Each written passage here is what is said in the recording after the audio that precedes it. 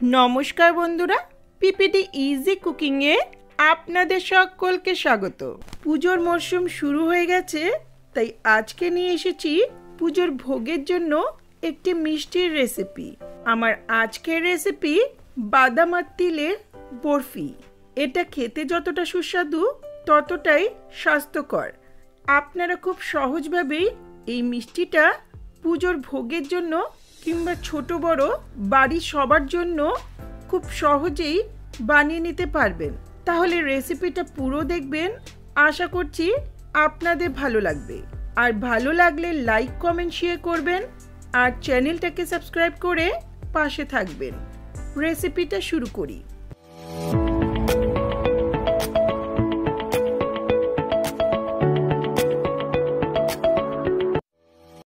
সবার প্রথমে এখানে নিয়েছি 1 কাপ মতো সাদা তিল। তিলটাকে লো ফ্লেমে ড্রাই রোস্ট করে নেব।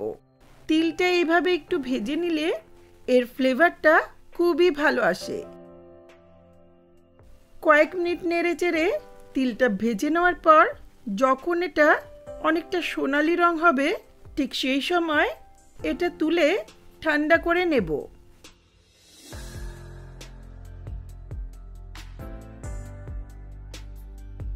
এখন এই একই কড়াইতে আমি 1 কাপ মতো বাদাম ভেজে নিচ্ছি। বাদামটা যেহেতু আগেই ড্রাই রোস্ট করা ছিল, তাই এখন অল্প করে একটু ভেজে নিলাম। এগুলো ভাজা হয়েছে, এখন একটা প্লেটে তুলে ঠান্ডা করে নিচ্ছি। বাদামের খোসাতে অনেকটাই পুষ্টিগুণ থাকে, তাই আমি খোসাটা ফেলে দিচ্ছি না। আপনারা চাইলে এর খোসাটা ছাড়িয়ে নিতে পারেন। এখন বাদামটা ঠান্ডা হওয়ার পর ব্লেন্ডিং জারে ঢেলে নিচ্ছি।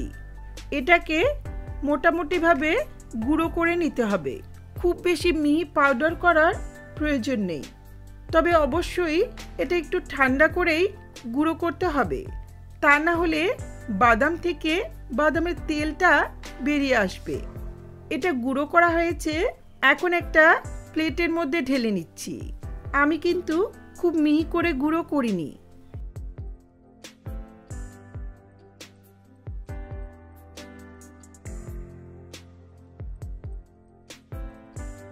সেই একই জারের মধ্যে ভেজে রাখা তিলটা দিয়ে দিচ্ছি। তিলটাকেও মোটামুটি গুঁড়ো করে নিতে হবে, খুব মিহি পাউডার করার প্রয়োজন নেই। তিলটাকেও অবশ্যই ঠান্ডা করে নিতে হবে। তিলটা গুঁড়ো করা হয়ে গেছে, এখন এটাকে একটা প্লেটে নামিয়ে নিচ্ছি। দেখুন, তিল থেকে অনেকটাই তেল বেরিয়েছে, তাই এটা কিছুটা দলা দলা হয়ে গেছে। এগুলো একপাশে রেখে আবারও যাচ্ছি রান্নার ধারে। গ্যাসে একটা কড়াই বসিয়ে 1-2 টেবিল স্পুনের মতো ঘি দিচ্ছি। যদিও বাদাম আর তিলে অনেকটা তেল থাকে, তাই আলাদা করে ঘি আর তেল দেওয়ার প্রয়োজন হয় না, তবে সুন্দর একটা ফ্লেভারের জন্য আমি অল্প করে ঘি দিলাম। এতে দিচ্ছি 1 কাপ মতো গুড়, 1/2 কাপ মতো জল দিয়ে মিডিয়াম ফ্লেমে গুড়টাকে ততক্ষণ জাল করব যতক্ষণ না জলটা শুকিয়ে গুড়টা আঠালো হয়ে যাচ্ছে।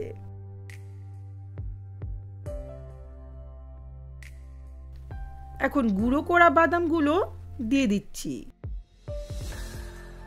খুব ভালো করে মিশিয়ে নেব।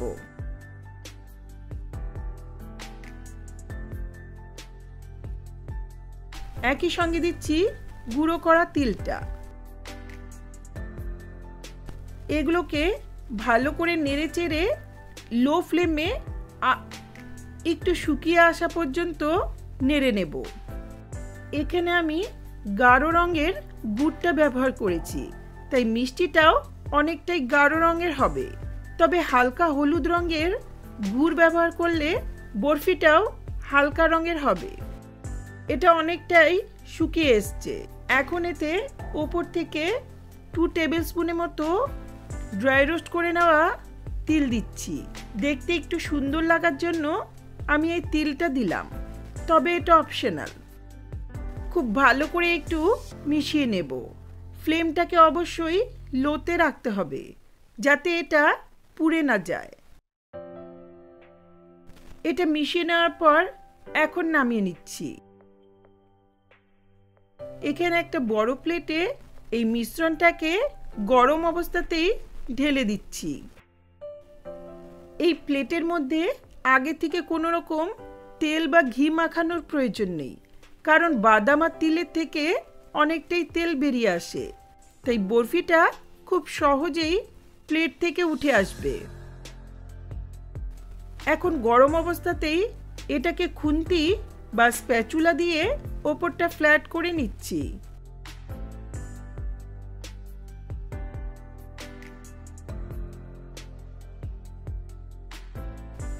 দেখুন, এটা ঠিক এইভাবে ফ্ল্যাট করে নিয়েছি, আর এখানে তিল আর বাদামের অনেকটাই তেল বেরিয়ে এসছে। এখন কিছুক্ষণ অপেক্ষা করব ঠান্ডা হওয়ার জন্য। এটা মোটামুটি ঠান্ডা হয়ে এসছে। এখন একটা ছুরি দিয়ে ছোট ছোট টুকরো করে কেটে নিচ্ছি। এটা এখনো হালকা উষ্ণ আছে। আমি এগুলো বড় বড় চৌকো টুকরো করে কেটে নিচ্ছি। আপনারা চাইলে বরফির মতো শেপ দিয়েও কেটে নিতে পারেন। আবার ইচ্ছে হলে বরফি না বানিয়ে হাতে পাকিয়ে ছোট ছোট লাড্ডুর শেপেও মিষ্টিটা বানাতে পারেন। সবগুলো কেটে নিয়েছি। এটা এখনো একটু নরম আছে, পরে এটা অনেকটাই শক্ত হয়ে যাবে। তৈরি হয়ে গেল দারুণ স্বাদের স্বাস্থ্যকর বাদাম আর তিলের বরফি। দেখলেন তো কতটা সহজ?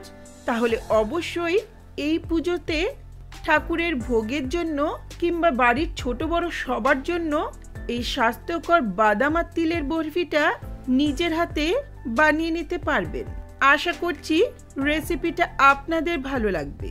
ভালো লাগলে লাইক, কমেন্ট, শেয়ার করবেন, আর চ্যানেলটাকে সাবস্ক্রাইব করে পাশে থাকা বেল আইকনটা অবশ্যই প্রেস করবেন, যাতে আমার ভিডিওর নোটিফিকেশনগুলি আপনাদের কাছে সহজেই পৌঁছে যায়। ধন্যবাদ।